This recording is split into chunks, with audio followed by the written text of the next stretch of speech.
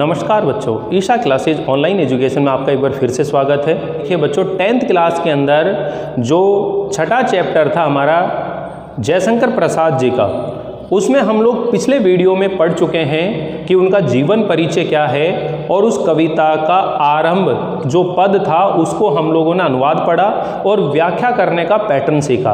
अगर आप लोगों ने वो पहले वाला वीडियो नहीं देख रखा है तो YouTube की प्लेलिस्ट में जाकर के आप वो पहले वाला वीडियो ज़रूर देख लीजिए, ताकि आप लोगों को आगे की बातों को समझने में किसी तरह की कोई परेशानी नहीं आए। आज के इस वीडियो के अंदर हम लोग आगे के बचे हुए जो कविता है उसे हम लोग अनुवाद पढ़ेंगे और उसकी व्याख्या का पैटर्न सीखेंगे।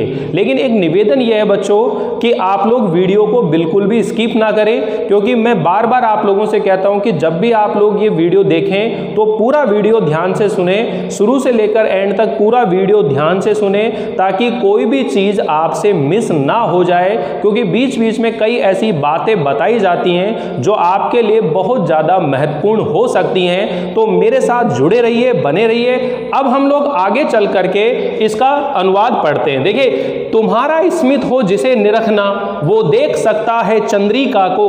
तुम्हारे हंसने की धुन में नदियां निनाद करती ही जा रही हैं। विशाल मंदिर की यामिनी में जिसे देखना हो दीपमाला, तो तारक का गण की ज्योति उसका पता अनूठा बता रही है। तो ये जो पंक्तियां लिखी हैं, या मैंने यहाँ नोट भी कर दिया है कि इसमें कवि ने चांदनी और नदियों की जो कलकल ध्वनि है, यानी कि जो नदियां हैं, ठीक है, जो चांदनी है और नदियों की जो कलकल ध्वनि है, उसके माध्यम से ईश्वर की व्यापकता को देखने का संदेश दिया है। यानी कि मैंने आपको जब पाठ का परिचय पढ़ाया था पिछले वाले वीडियो के अंदर, उसमें मैंने पहले ही बता दिया था बच्चों कि ये जो कविता है इसके अंदर, प्रभो कविता के अंदर ईश्वर को सर्वशक्तिमान, उसकी सर्वव्यापकता, सर्वसमर्थमान के रूप में उसे चित्रित किया है। देखिए, मैंने हमेशा आपसे बोला है कि जो जयशंकर प्रसाद जी वो छायावादी कवि है, जहाँ पर प्रकृति सौंदर्य, प्राकृतिक सौंदर्य को दिखाने की कोशिश की गई। तो यहाँ पर भी ये देखिए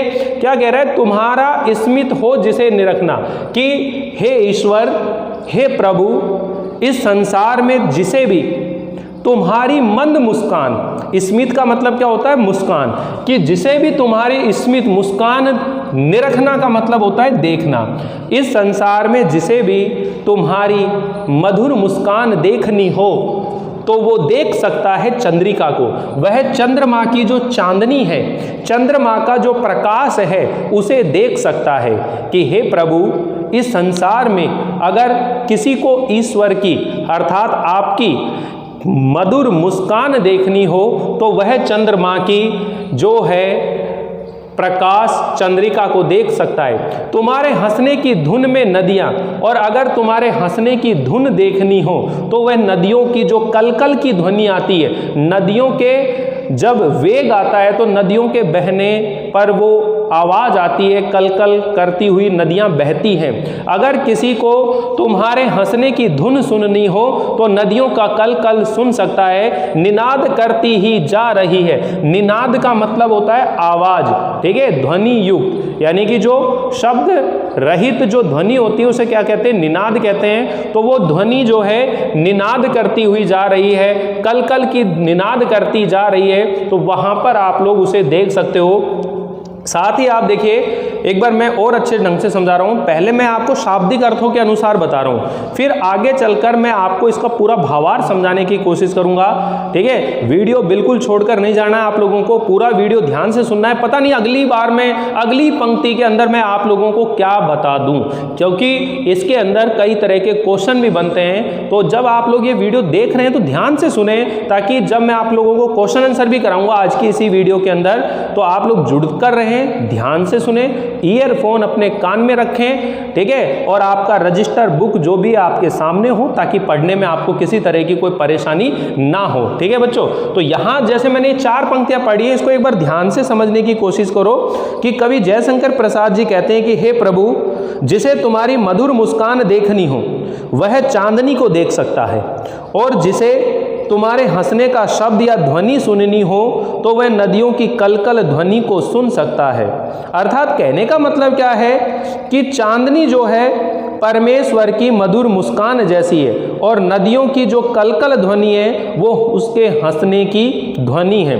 यानी कि चांदनी जो है वो उसकी क्या है, मुस्कान है, और नदियों के जो कलकल की ध्वनि है वो उसके क्या हैं, शब्द हैं ईश्वर के, वो उसके शब्द हैं यहाँ पर। तो ये चीज़ें आपको समझ में आ रही होगी। आगे क्या करें, विशाल मंदिर की यामनी में जिसे देखना हो दीपमाला, और जिसे रात्रि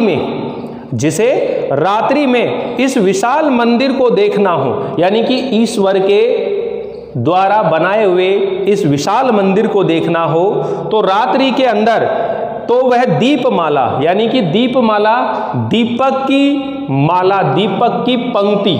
तो कहने का मतलब है रात्रि में जो तारे टिमटिमाते हैं, उन रात्रि के तारों के अंदर उसके विशाल मंदिर को देख सकते हैं। ठीक है, तो तारकागण की ज्योति उसका पता अनूठा बता रही। तो तारकगण है वो उसका प्रकाश जो है वो ईश्वर का एक अनूठा पता उसे बता रही है। तो वापिस से एक बार ध्यान से समझो बच्चों, क्या कहने का मतलब आ रहा है। कवि कहता है कि रात्रि में जिसे इस संसार रूपी विशाल मंदिर में दीपकों की कतार देखनी हो, रात्रि में इस संसार रूपी विशाल मंदिर में दीपकों की कतार देखनी हो तो वे रात्रि में चमकते हुए तारों को देखे, क्योंकि तारों की ज्योति में उसे ईश्वर की सत्ता का पता मिल जाता है और उसकी एक अनुपम छवि को बोध उसे हो जाता है। तो ये जो पंक्तियां हम पढ़ रहे हैं, बड़े आराम से पढ़ रहे हैं, कोई जल्दबाजी नहीं, हमें बड़े आराम से चीज़ों को समझने की भी कोशिश करें कि यहाँ ईश्वर की सर्वव्यापकता, उसे सर्वशक्तिमान, सर्व सामर्थ्य के रूप में उसे चित्रित किया है। मैं बार बार ये बोल रहा हूँ, उसे दया, करुणा, सौंदर्य का प्रतिनिधित्व बताया है। एक तरह से ये ईश्वर के वर्णन कर रहा है, लेकिन प्रकृति का भी वर्णन कर रहा है कि जो प्रकृति है वो कितनी सुंदर है।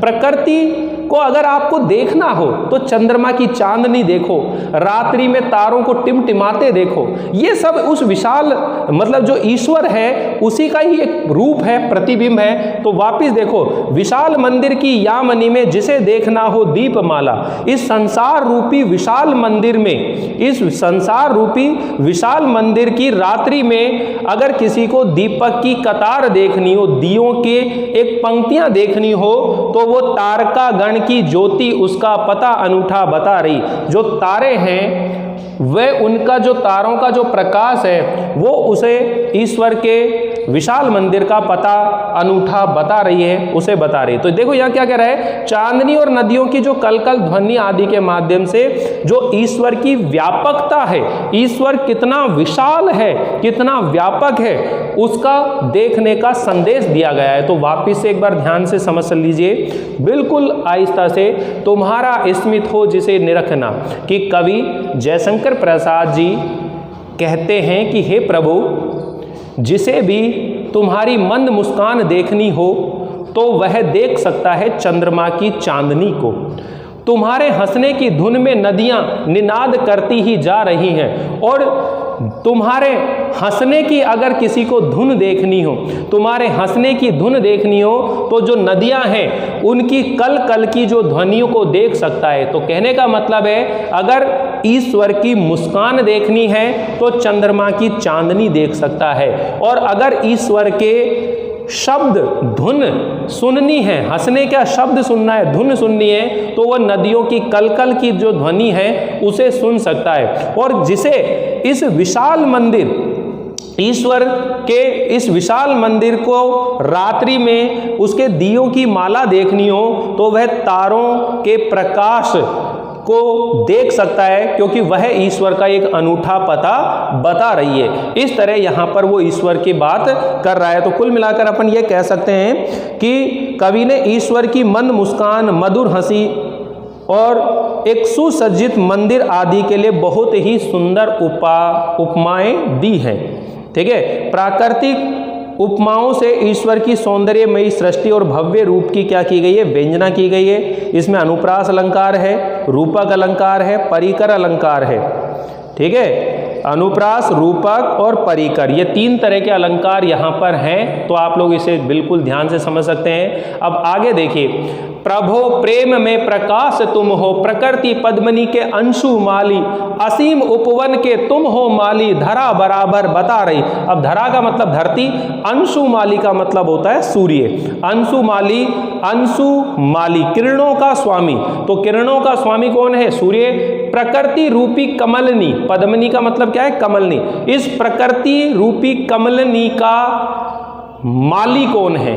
अंशु माली मतलब उसका जो सूर्य है वो असीम उपवन के तुम वाली, इस असीमित बगीचे के, उपवन के तुम ही क्यों हो? माली हो। इस सृष्टि रूपी बगीचे के तुम क्या हो? माली हो। धरा बराबर बता रही, ये धरती जो इस बात को बता रही है। तो यहाँ पर भी जो कवि है क्या कह रहा है? इसमें ईश्वर को समस्त सृष्टि का पालन करने वाला, उसकी रक्षा करने वाला, सभी के मनोरथों को पूर्ण करने वाला बताया गया है। यानी कि यहाँ इस पंक्ति के अंदर ईश्वर को समस्त सृष्टि का पालन करने वाला, रक्षा करने वाला और सभी के मन की इच्छाओं को पूर्ण करने वाला बताया गया है। तो यहाँ पर कवि क्या कह रहा है कि हे प्रभु, प्रेम में प्रकाश हो तुम, यानी कि हे प्रभु तुम तो प्रेम से युक्त एक प्रकाश हो, प्रकृति पद्मनी के अंशु माली हो। इस प्रकृति रूपी, इस जितनी भी सृष्टि है, प्रकृति है, इस सृष्टि रूपी कमलनी के तुम क्या हो? सूर्य हो,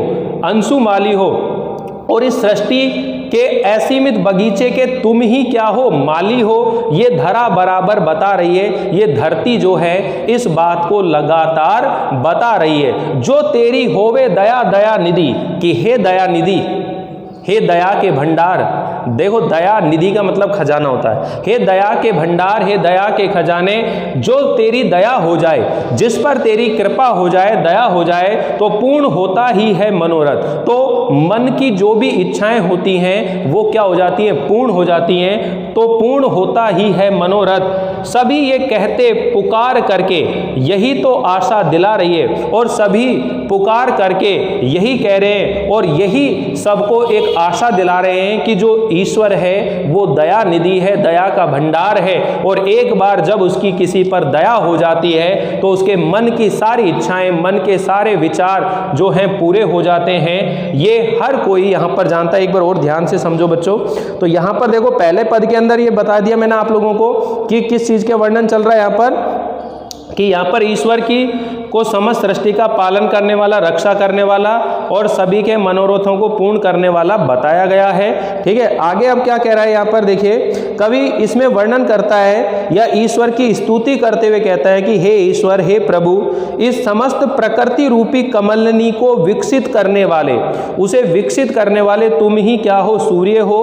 तुम्हारा ही ये प्रेम से युक्त जो प्रकाश है सब और फैल रहा है, और तुम ही सृष्टि या संसार रूपी बगीचे के क्या हो? माली हो, पालक हो या रक्षा करने वाले हो। यही बात ये धरती लगातार बता रही है। हे ईश्वर, यदि हम भक्तों पर तुम्हारी दया हो जाती है तो हे दया के भंडार, हे प्रभु, हमारे सारे मनोरथ क्या हो जाते हैं? पूर्ण हो जाते हैं। इस संसार के सभी लोग यही बात पुकार करके कहते हैं, तथा इसी से मुझे अपने मनोरथ के पूर्ण होने की आशा हो रही है। अर्थात संसार में यही आस्था है कि मनुष्य के समस्त मनोरथ ईश्वर की कृपा और दया से ही क्या हो जाते हैं? पूर्ण हो जाते हैं। तो यहाँ ये जो 2 पद हम लोग पढ़ रहे हैं, इनको इसी रूप में ध्यान से समझेंगे, इनकी व्याख्याओं को समझेंगे।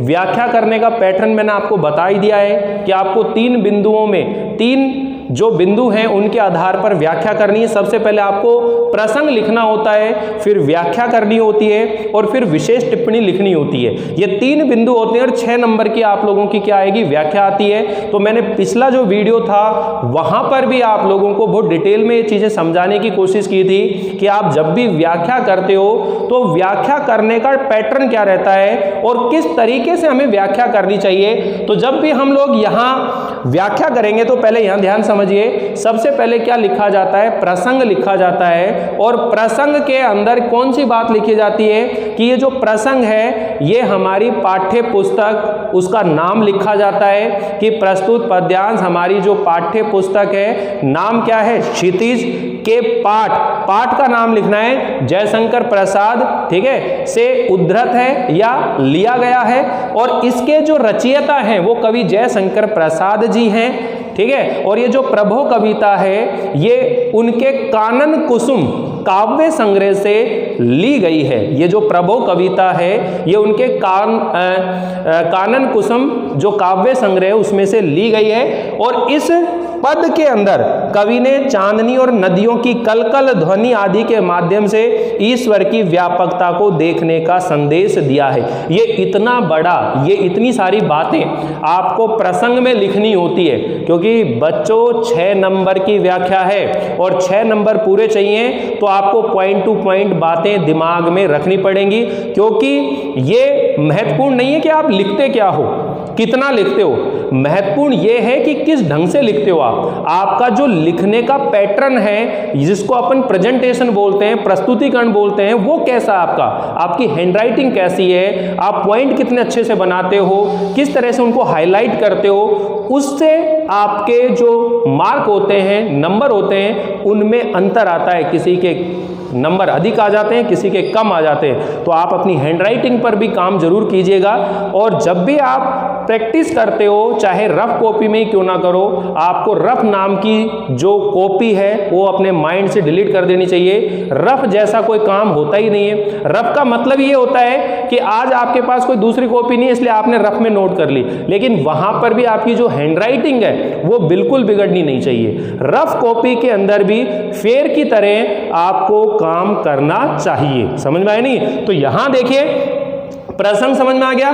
फिर व्याख्या के अंदर हम लोग इसकी क्या करेंगे, डिटेल करेंगे और फिर लिखेंगे विशेष टिप्पणी। विशेष टिप्पणी के अंदर मैंने आप लोगों को पॉइंट बता रखे हैं कि प्रस्तुत पद्यांश की भाषा सरल, सुबोध, प्रवाहमयी है, इसमें मधुरता, सरसता, गेयता है, ठीक है। शब्दों का प्रयोग भावानुकूल किया गया है। 3 बिंदु तो फिक्स रहेंगे, दोबारा सुन लीजिए। इस पद की भाषा सरल, सुबोध, प्रवाहमयी है। सरल, सुबोध, प्रवाहमयी है। दूसरा बिंदु क्या लिखेंगे, शब्दों का प्रयोग भावानुकूल किया गया है। भावा अनुकूल यानी कि भावों के अनुकूल, ठीक है। इसमें मधुरता, सरसता और गेयता। गेयता का मतलब होता है कि इन पदों को गाया जा सकता है, क्योंकि कविता का जो वाचन होता है इसको जब पढ़ा जाता है तो बाकायदा गाया जा सकता है, रिदम के साथ में, एक लय के साथ में, एक तुक मिला करके गीतों के तरह इन कविताओं को गाया जा सकता है। तो गेयता यानी कि गायन शैली, ठीक है। तो एक इसमें भाषा के बारे में बता सकते हो। जब ये छायावादी युग का कवि है जयशंकर प्रसाद जी, तो इन्होंने खड़ी बोली, कौन सी बोली, खड़ी बोली का प्रयोग किया है, ठीक है। तो खड़ी बोली है, तत्सम तद्भव प्रधान शैली है। अलंकारों के बारे में लिख सकते हो कि अनुप्रास अलंकार है, इसमें रूपक अलंकार है, ठीक है, परिकर अलंकार है, काव्य लिंग अलंकार है। ये इसके अंदर अलंकारों के बारे में आप लोग चीजें बता सकते हो। तो उम्मीद है कि आप लोगों को ये चीजें समझ में आ गई होगी। अब मैं आप लोगों को इसके जो क्वेश्चन आंसर हैं वो मैं आपको समझाना चाह रहा हूं। एक बार आप अपनी जो भी बुक है उसे साथ ले लीजिए और मैं जो जो बोलता जा रहा हूं आप उसमें निशान लगा सकते हो, नोट कर सकते हो। तो देखिए यहाँ इसका जो पहला क्वेश्चन है मैं बोल देता हूं। यहाँ जो पहला क्वेश्चन है कि जयशंकर प्रसाद जी का जन्म कब हुआ। अब देखिए जयशंकर प्रसाद जी का जन्म कब हुआ, तो परिचय ध्यान कीजिए। वाराणसी में हुआ था। वाराणसी कहाँ है, उत्तर प्रदेश में। कब हुआ था, सन बताओ। 1889 1889 ईस्वी में उनका जन्म हुआ। तो अब देखो ऑप्शन में है कि नहीं अपने, तो 89 ख ऑप्शन आ रहा है नहीं आ रहा, तो यहां पर इसका उत्तर हो गया। जयशंकर प्रसाद जी द्वारा संपादित पत्रिका, अब कौन सी पत्रिका का संपादन किया, ध्यान करो, इंदु पत्रिका। इंदु पत्रिका का संपादन किया नहीं किया। तो मैंने जो पाठ परिचय पढ़ाया था आप लोगों को, अगर वो वीडियो आपने ध्यान से सुन लिया होगा तो आपके कई प्रश्न ऐसे हैं जो आप बिना देखे बहुत अच्छे से बता सकते हो। इसीलिए मैं जो कवि का परिचय आता है, पाठ परिचय होता है, लेखक परिचय होता है, उसे बहुत ज्यादा डिटेल में समझाने की कोशिश करता हूं ताकि चैप्टर जो है अपने आप ही क्लियर हो जाए, आपको कोई चीज रटनी ना पड़े, याद ही ना करनी पड़े, ठीक है। तो इन्होंने इंदु नामक पत्रिका का क्या करा था, संपादन किया था।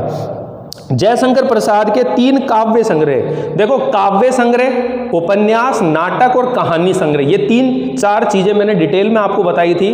तो इनके काव्य संग्रहों की बात हो रही है। तो इनके काव्य संग्रह देखो, एक तो कानन कुसुम है, एक प्रेम पथिक है और लहर।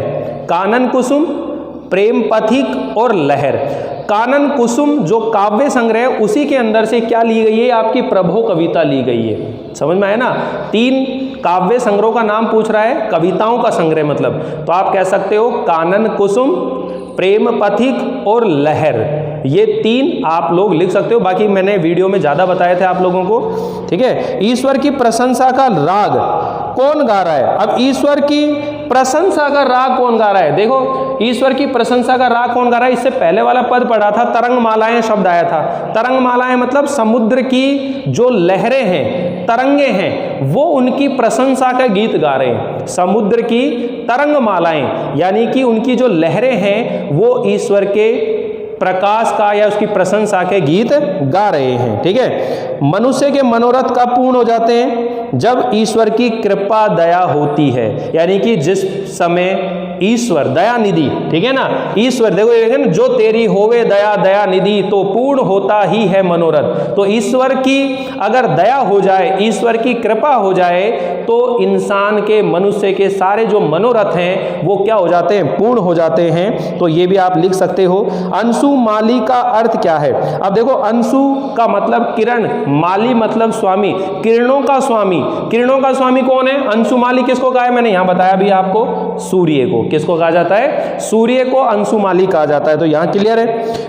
प्रकृति पद्मनी के अंशुमाली से कवि का क्या मतलब है? इस प्रकृति रूपी कमलनी को विकसित करने वाला कौन है? वो सूर्य है। यानी कि सूर्य के निकलने से कमल जो होता है वो विकसित होता है। तो ये जो प्रकृति है, ये संस्कृति है, ये जो सारा संसार है, इसे विकसित करने वाला कौन है? सूर्य है। अर्थात ईश्वर के बारे में बात हो रही है कि इस प्रकृति रूपी कमलनी को विकसित करने वाला कौन है? सूर्य है। तो यहां पर ये पूछ रहा है इसका आशय क्या है। तो आप लोग आराम से ध्यान से सुने, क्योंकि बड़ा क्वेश्चन है। तो आप जब अपने रजिस्टर में लिखेंगे तो भी ध्यान रखेंगे कि ऐसी मान्यता है और प्रत्यक्ष रूप में ऐसा देखा भी जाता है कि सूर्य के प्रकाश से कमलों का क्या होता है? विकास होता है, कमल विकसित होते हैं और कमलनियों की रक्षा भी होती है। उसी प्रकार जितने भी पेड़ पौधे हैं, जीव जंतु हैं, उन सब की रक्षा एवं विकास का जो क्रम है वो ईश्वर के द्वारा ही होता है। इसलिए प्रकृति रूपी कमलनी का विकास करने वाला ईश्वर रूपी सूर्य ही,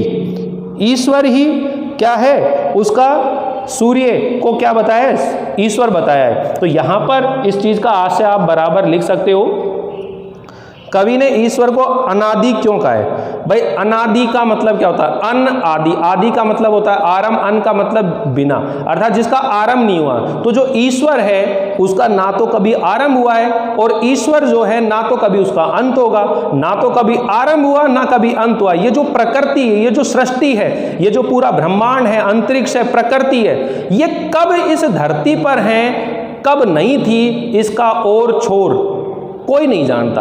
तो ईश्वर जो है उसकी सृष्टि को कोई व्यक्ति कैसे पहचान सकता है? कोई भी ईश्वर के स्वरूप को नहीं पहचान सकता। देखिए, प्राचीन समय से ही ईश्वर को जानने की कोशिश की जा रही है कि ईश्वर है क्या, कैसा दिखता है। आपको शिव जी की मूर्ति के रूप में ईश्वर दिख रहा है, कृष्ण भगवान जी की मूर्ति में ईश्वर दिख रहा है। आपको अगर मुस्लिम संप्रदाय में, तो जैसे मस्जिद में जाते हैं तो वहाँ उनका एक अलग है। अगर आप एक सिख संप्रदाय में जाते हो तो वहाँ उनकी परंपराएं अलग हैं, ठीक है। ईसाइयों की परंपराएं अलग हैं। तो ईश्वर का स्वरूप क्या है, ईश्वर दिखता कैसा है, आज तक किसी ने नहीं देखा। ये जितने भी धर्म बनाए गए हैं और जितने भी ईश्वर हैं, वो सब इंसान के द्वारा रचाए बसाए हैं। इस सृष्टि में ईश्वर की सत्ता को जानने की कोशिश सब कर रहे हैं, लेकिन आज तक उनके स्वरूप को जान नहीं पाया है कोई कैसा है। तो कहने का मतलब है जो अनादि है, अनादि मतलब जिसका कभी आरंभ ही नहीं हुआ, ना जिसका अनंत होगा, वो तो ईश्वर तो ऐसा है। तो कहने का मतलब है कवि ने ईश्वर को अनादि क्यों कहा है? कि जिसके जन्म का अथवा उत्पत्ति का पता ही ना चले, जो सृष्टि में सबसे पहले हुआ हो, उसे ही हम अनादि कहते हैं। और इसी के आधार पर वेदों को, पुराण आदि समस्त शास्त्रों में परमेश्वर को अनादि कहा गया है। परमेश्वर के माता पिता कौन है, उसका पालन पोषण किसने किया, ये किसी को ज्ञात नहीं है। फिर भी परमेश्वर की सत्ता है और वही समस्त चर अचर जड़ चेतन जितनी भी सृष्टि है उसका पालन करने वाला, रक्षा करने वाला और उसका विकास करने वाला है। इसी कारण ईश्वर, कवि ने ईश्वर को अनादि कहा है। बच्चों ये तो है कि प्रकृति के सामने किसी का बस नहीं चलता है। तो ये जो प्रकृति है, हमारा जो सनातन धर्म है, हिंदू धर्म है, ये धर्म नहीं है, ये एक जीवन शैली है। इसमें हमेशा ये सिखाया गया था कि हमें प्रकृति से जुड़कर रहना चाहिए, प्रकृति की रक्षा करनी चाहिए। आप साइंस के अंदर भी देखते हो फूड चेन चलती है, ठीक है ना। तो वो क्या मतलब है कि हम जितने भी जीव हैं, जितने भी प्राणी है संसार में, हम सब एक दूसरे से जुड़े हुए हैं। अब आपके सामने प्रत्यक्ष उदाहरण है कि कोरोना काल के अंदर देखिए कि जैसे लॉकडाउन लगा सब चैन ब्रेक हो गई और इसी के कारण से सभी के जो व्यवसाय है, नौकरी है, सब खतरे में आ गई, क्योंकि सब एक दूसरे से जुड़े हुए हैं। तो प्रकृति जो है उसकी रक्षा नहीं करेंगे, प्रकृति का सम्मान नहीं करेंगे, तो मनुष्य प्रजाति भी कभी सुरक्षित नहीं रह सकती। किसी को क्या पता जयपुर में इतनी भयंकर पानी आ जाएगा, बाढ़ आ जाएगी अचानक से। देखते हो ना कि किस तरह से एकदम से प्रकृति करवट लेती है और किस तरह से कितनी त्रासदी हो जाती है, कितने भयानक बाढ़, भूकंप ये आपको देखने को मिलता है। यही कारण है कि हमारे जितने भी हिंदुत्व में जितने भी देवी देवतागण हैं, उनके साथ में प्रकृति का कोई ना कोई प्रतीक चिन्ह जरूर है। किसी का वाहन सांप है, किसी का गरुड़ है, ठीक है ना, किसी का चूहा है, किसी का बंदर है। मतलब ये प्रतीक बनाए हुए कि ये सारे प्राणी हम सब में से एक ही हैं। उनमें और हम में अंतर क्या है कि हमारे पास हमारे पूर्वजों का ज्ञान संग्रहित है। हम अपने पूर्वजों के द्वारा लिखी हुई बातों को पढ़ करके और उनसे आगे पहुंच रहे हैं, लेकिन उनके पास पढ़ने का, लिखने का जरिया नहीं है, इसलिए वो जानवर कहलाते हैं और हम इंसान। इंसानों के अंदर भी बहुत सारे जानवर मिलेंगे आपको, पढ़ने लिखने के बाद भी गंवार मिलेंगे। तो कहने का मतलब यह है बच्चों कि इंसान ईश्वर को जानने की कोशिश जरूर करता है, लेकिन कभी जान नहीं पाएगा। इसलिए ईश्वर ने जो मार्ग बताए, जितने भी धर्म ग्रंथ होते हैं, उनके अंदर जो बातें लिखी गई होती हैं, वो हमारे जीवन की समस्याओं को सुलझाने में बहुत मदद करती हैं। अगर हम हिंदू धर्म के अनुयायी हैं तो हम भगवत गीता को, रामायण में लिखी हुई बातों को, रामायण पढ़ने से आपको रिश्ते नातों की जितनी भी कहानियां समझ में आ जाएगा कि भाई हो तो कैसा हो, माँ हो तो कैसी हो, ठीक है ना, पत्नी हो तो कैसी हो। वहां पर हर तरह के रिश्ते नातों का पूरा विवरण दिया गया है। लेकिन इसका मतलब नहीं है कि वो कोई धार्मिक ग्रंथ है, ठीक है, या वो धर्म के देवता हैं। हमें उनमें जो बात लिखी गई है उसका अनुसरण करना चाहिए। अभी अब मैं प्रभो कविता पढ़ा रहा हूं या आपको कोई और पाठ पढ़ाऊंगा, उसमें भी संदेश मिलता है, शिक्षा मिलती है। आप कोई फिल्म देखते हो, वहां पर भी आपको कोई ना कोई एक संदेश मिलता है, एक शिक्षा मिलती है। तो उन सब चीजों को ध्यान में रख करके इन सब बातों के बारे में आप लोग बता सकते हो, देख सकते हो। तो यहां तक हम लोग पढ़ चुके हैं, ठीक है। तो ये जो क्वेश्चन आंसर हैं ये आप लोग करेंगे स्वयं समझ करके, वीडियो देख करके। मैं आप लोगों को ज़्यादा डिटेल में नहीं ले जा रहा हूँ। अब हम लोग इतना ही पढ़ेंगे। आगे की जितनी भी बातें हैं हम अगले वीडियो में पढ़ेंगे, यानी कि ये चैप्टर यहाँ समाप्त होता है। अब 7वां जो चैप्टर है उसे पढ़ेंगे। यहाँ तक भी अगर कोई चीज़ समझ में नहीं आ रही है तो आप एक बार ज़रूर मुझसे कमेंट करके पूछ लीजिएगा। पर्सनल आपको नंबर दिए हुए हैं, वहाँ पर मुझसे पूछ सकते हैं। जुड़े रहिए मेरे साथ, बने रहिए इसी तरह से। वीडियो अच्छा लग रहा हो तो लाइक कीजिएगा, शेयर कीजिएगा और चैनल को सब्सक्राइब करना बिल्कुल ना भूलिएगा। Thank you.